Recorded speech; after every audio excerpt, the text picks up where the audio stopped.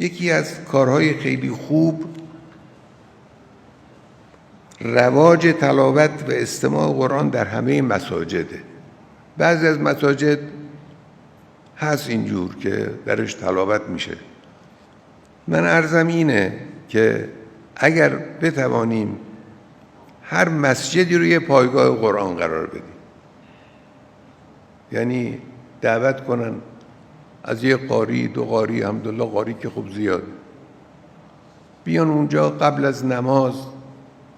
حالا اگر میشه هر روز این کارو بکنن که خب قدیم مشکله، لااقل هفته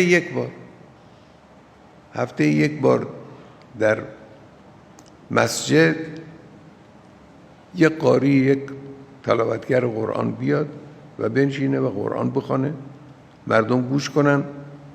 حالا احیانا یا خود او یا یه نفر در کنار او تفسیر و ترجمه تفسیری کوتاه و مختصری رو هم برای فهم مردم بیان کنن.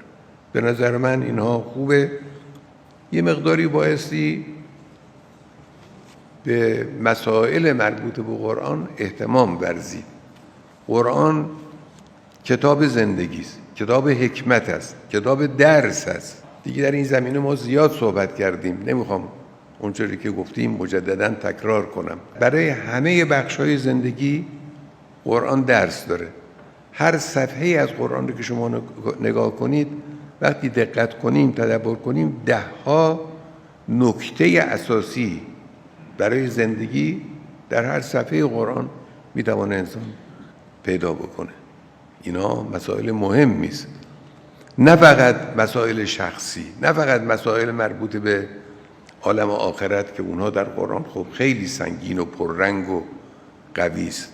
حتی مسائل مربوط به زندگی شخصی ما، زندگی خانوادگی ما، به مسئله حکومت ما، به مسئله ارتباطات بین المللی ما.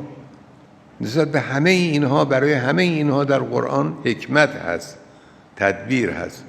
خب باعث ما از این استفاده کنیم، از قرآن استفاده کنیم. اینجا مرکز مقاومت هست.